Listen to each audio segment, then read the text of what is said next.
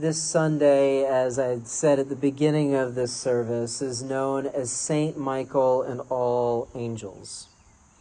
And this is a particularly important day to us here at our church here in Fayette because Saint Michael is where we get the name for our church. Now, when we refer to the saints, normally we're talking about human beings, fellow people who roamed this earth and tried to serve God and have now gone up into glory to be with Jesus and the Father and the Holy Spirit.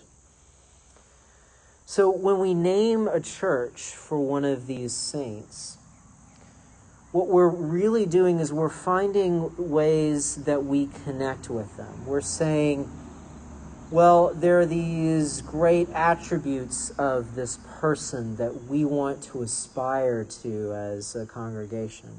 Or maybe it's just saying, this is who we feel we as a community are, that's embodied in this or that or all of these different qualities that this particular saint would have had.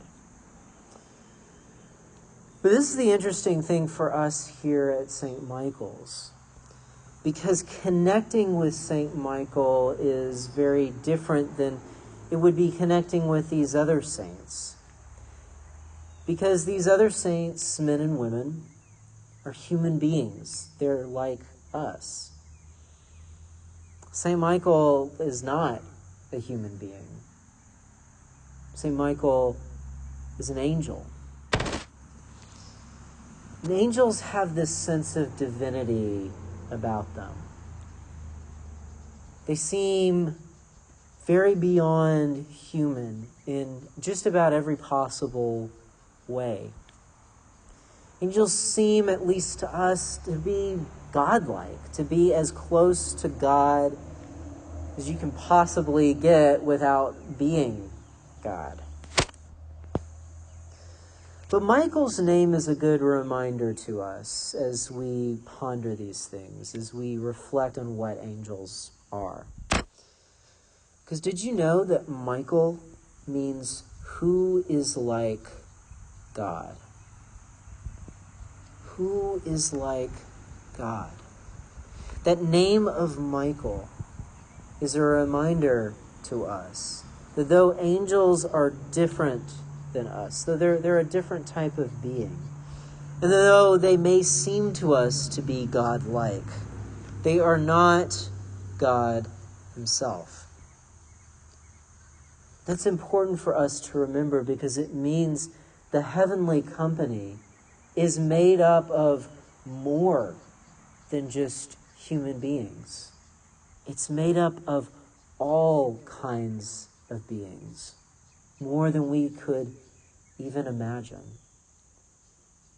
And so if there's hope that all these different kinds of beings are there, that they're part of this heavenly company, well, there's hope that we as human beings, too, can also be part of that company as well. Michael reminds us of another thing, too. As we heard in our wonderful reading from Revelation this morning, Michael is there at the forefront of the army that's battling against the forces of evil in this world. We all confront evil in one form or another, whether in our lives as a community, or our lives in the world, or even our individual lives. We all face and have these battles with evil.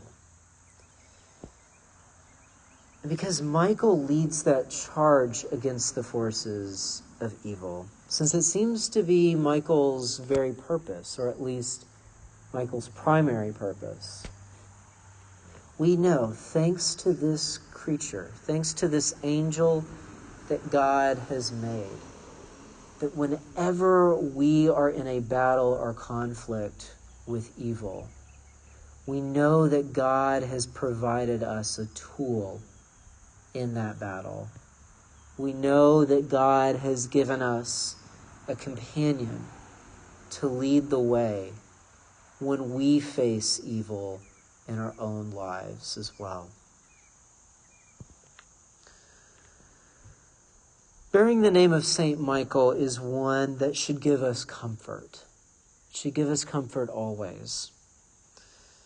It's a reminder of God's continuing assurance that God is looking out for us and providing us with all that we need.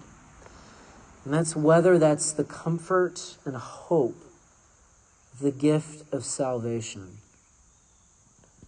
or the assurance that when we go into battle against evil, we never do it alone.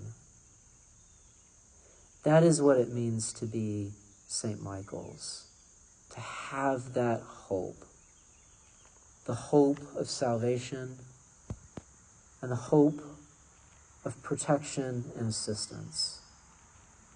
That is our hope as St. Michael's now and always.